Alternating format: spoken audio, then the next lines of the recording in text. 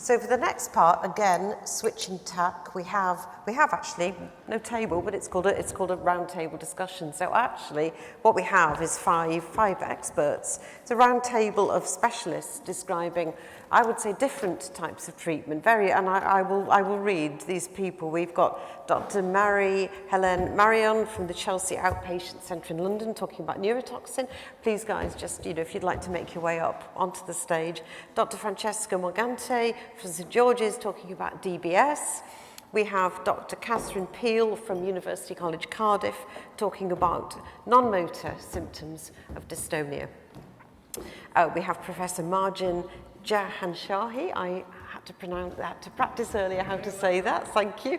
Talking about dystonia and mental health, so we've actually heard a lot about the need for psychologists and psychiatric support within this condition as well. And last but not least, Professor Mark Edwards talking about rehabilitation. Okay, so how this works is, and I would ask actually at some point, could somebody bring me another chair just up here, please? I don't really want to stand for an hour. Could you bring me another, another, thank you. What we're going to do is, each person in the panel, if that's okay, it's a kind of a quick round. They're going to actually give a brief presentation, 10 to 15-minute presentation. We can take questions in between. We've brought back time again, which is great, thank you. We've brought back time, but we're trying to keep it quite short and snappy in terms of presentation. And really what we want is that interaction between you guys with each other, but also with the audience as well. This is their time really to, I guess, pose questions to the key experts. Okay. So if I can call Dr. Marie-Helene Marion, please. Just be careful of the chair. Thank you.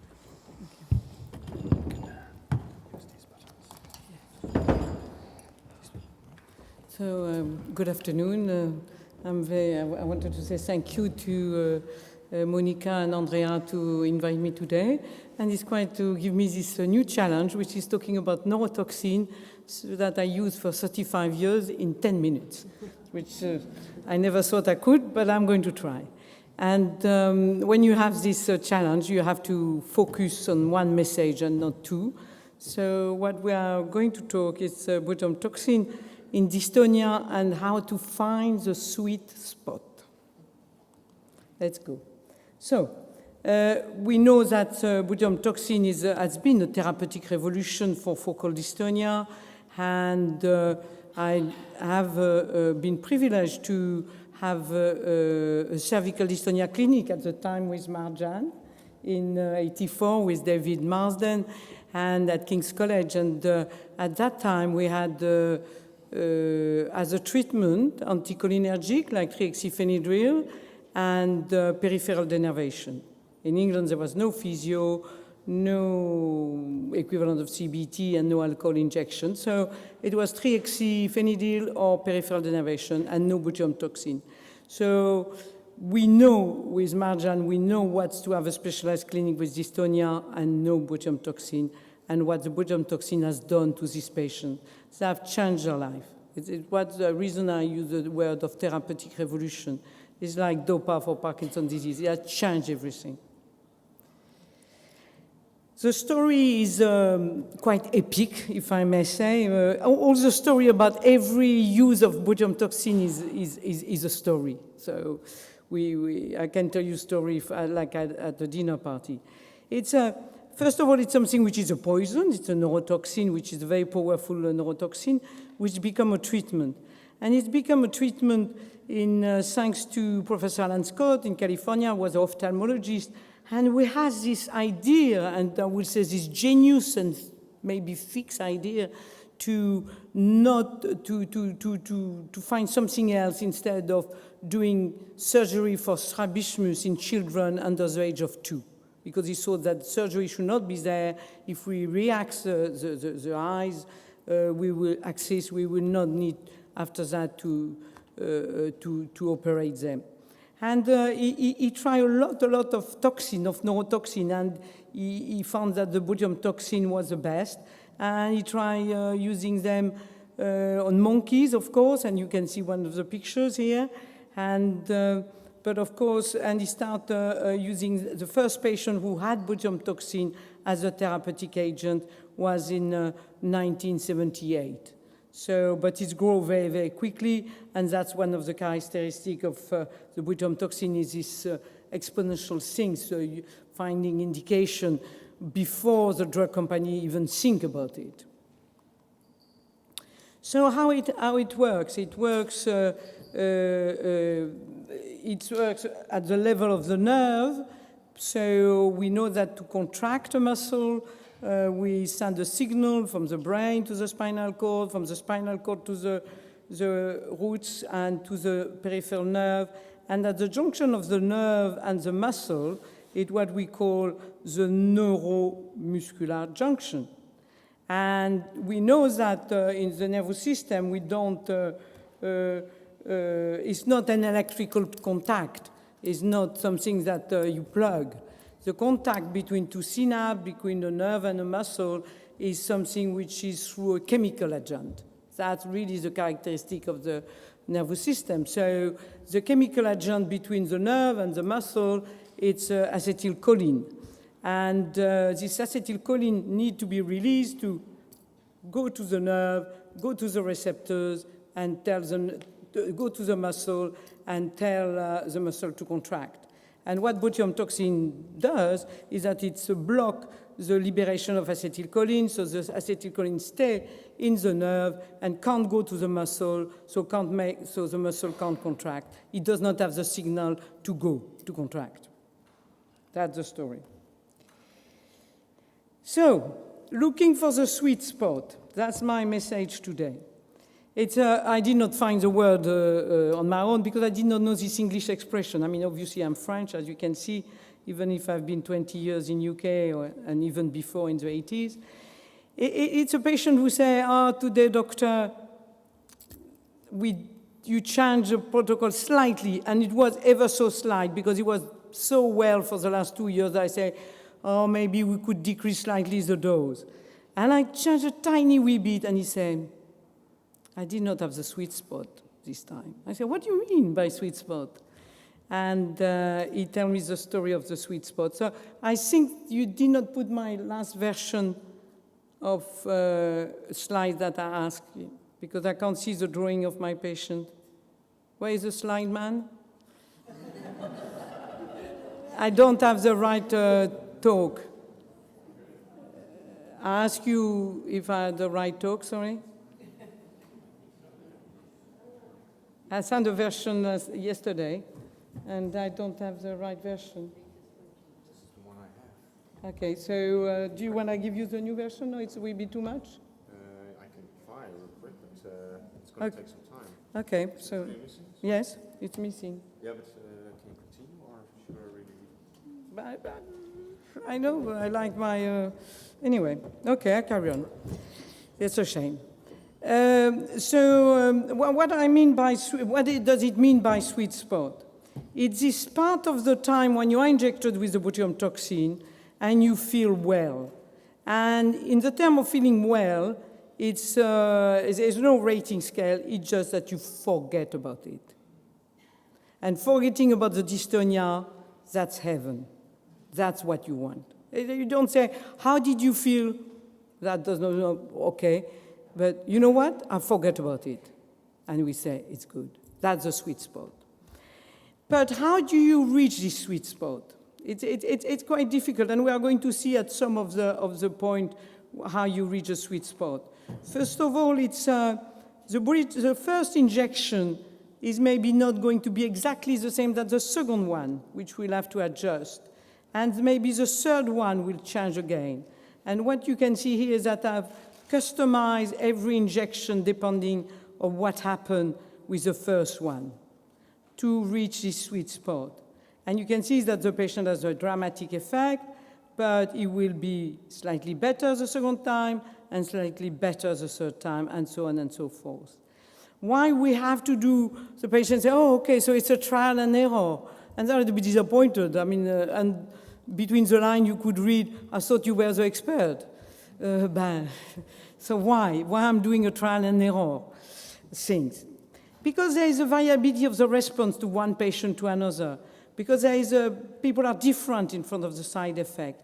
and because the dystonia is different. So every patient is different in terms of recruiting his muscle. So that's the story. So the variability of response, I just show you just one slide, which is not very difficult. It's 4 healthy volunteers. They injected a muscle on the top of the foot, and they look at the change of the muscle contraction of these I say 7 or 14, I think it's 14 volunteers. And so you can see all the difference. There is no one patient who has a parallel curve, one healthy volunteer. Imagine a healthy volunteer who has not the same curve and have the same effect on his muscle than the other one after injecting the same dose and the same muscle.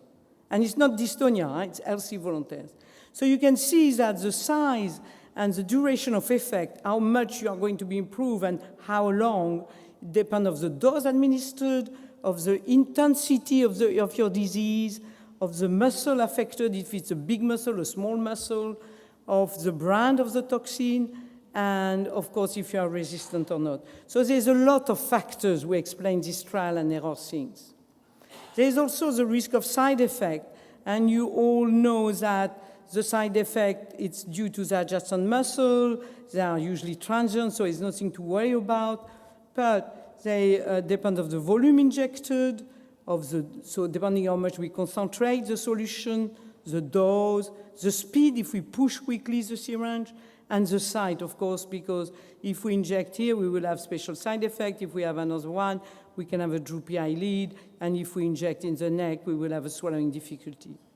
So that's important to understand this side effect. And of course, the selection of the dystonic muscle, and I can see that Julie talked about her blepharospasm was a little bit unusual. And we always think about writer's cramp, about the neck, which muscle in the neck it is, and it's quite complex. But even think simply about the eyes. We have just one muscle, two. We have the orbicularis oculi, and we have the levator palpebrae, which put to open the eyes.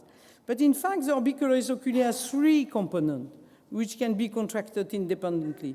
So in fact, it's like if we have 3 muscles. So even for the eyes, you have to select which part of the muscle to inject. And this lady, this patient have been published, so they have agreed to be shown in public, but this patient, she's squeezing her eyes like if she's in the shower, having shampoo in the eyes. So she closed with all her orbicularis oculi, and in particular orbital part. But this lady, she closed her eyes like if she's going to sleep. And that's the pretarsal part. So of course, if you inject the orbital part and you are this patient, you are not going to improve. And if you inject this part and you are this patient, you are not going to be improved. So even for the eyes, which looks very simple, it's you have to think about. And of course, there is also the technique of injection.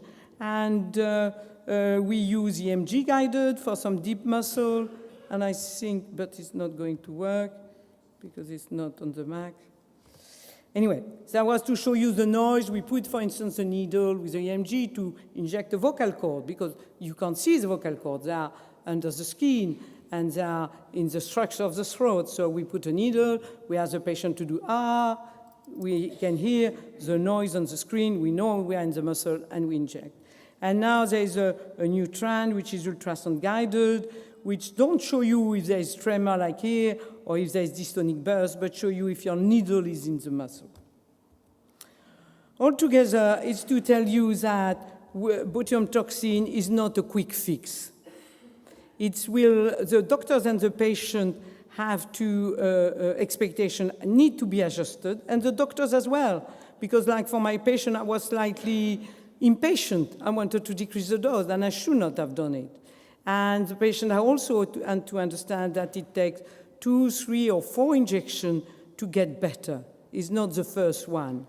And that's also very important to understand that. And the last message will be that we heard that this morning, botulinum toxin injection is, I think it's Jean-Pierre Lin and Hortensia who mentioned it, it's like a tool in the toolbox. We need also to look after in a holistic way, because we will see from Catherine Peels that there is non-motor signs which are very important to look after, and also from Marjan that there is psychological signs which need to be looked after. And if we just think that a shot will be a quick fix, it's totally misunderstanding the toxin. The patient has to be looked after globally. Thank you very much.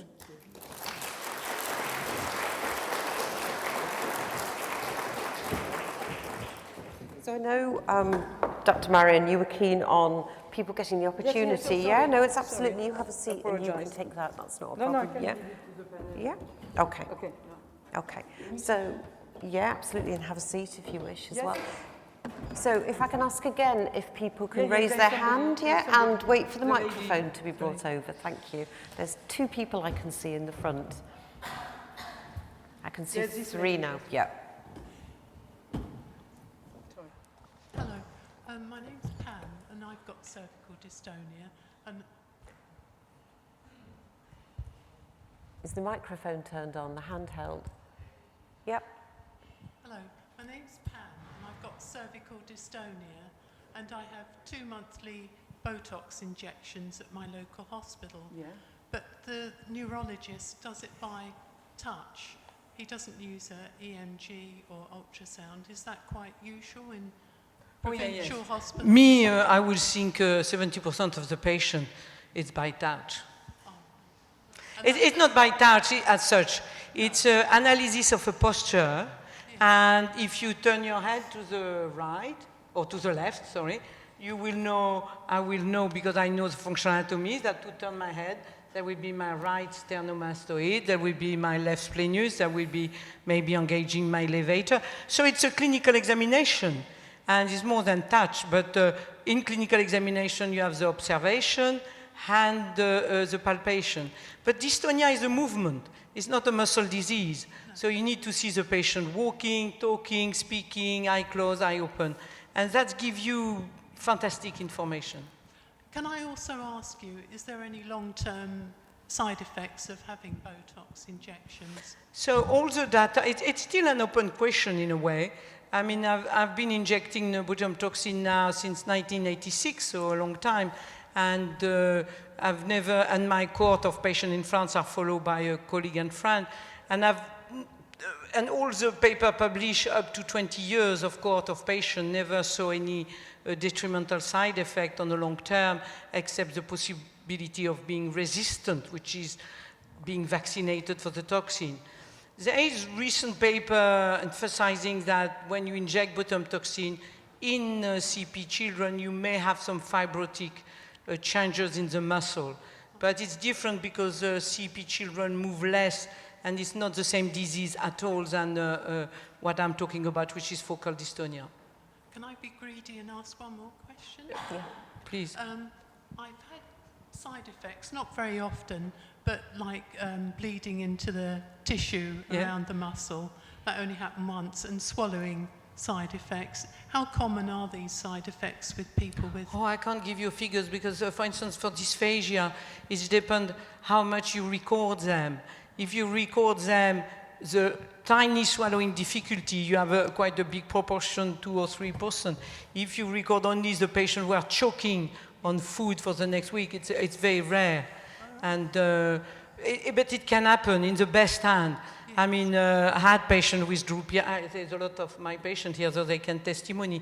I have patients with droopy eyelid that I've made, and swallowing difficulty, depending the dose, depending if you push the dose, depending of the severity of the dystonia. Sometimes you have to go with big dose, and you say to the patient, right, I'm going to try to control your dystonia, but there may be a price to pay.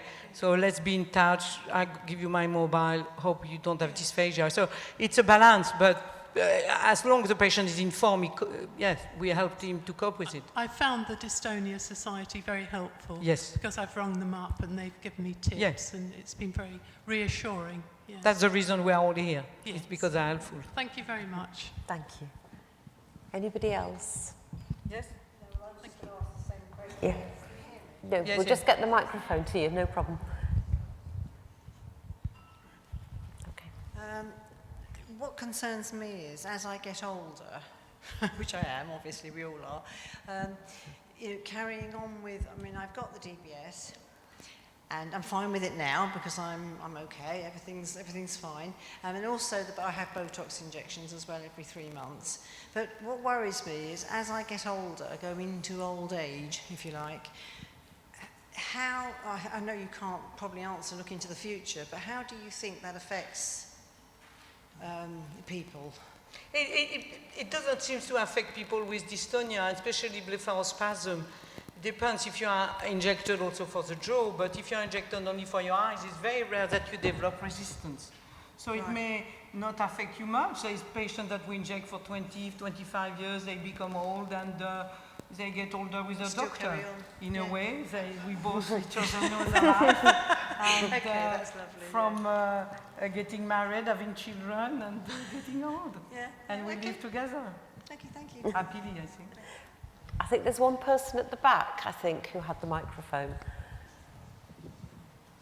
Has anybody done any research for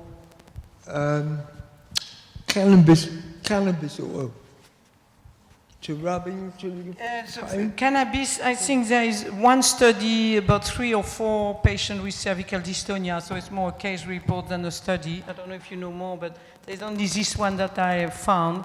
And seems that the patient get better, but I think with cannabis, everybody get better.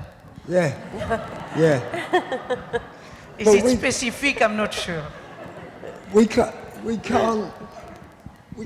get it in England, you know? No, but honestly, I don't want to do a pirouette, but honestly, there's no, we know that cannabis has been tried, and for spasticity in MS, there's a big trial in Tourette, and in teenager, and I think it's very, very a real story for this indication.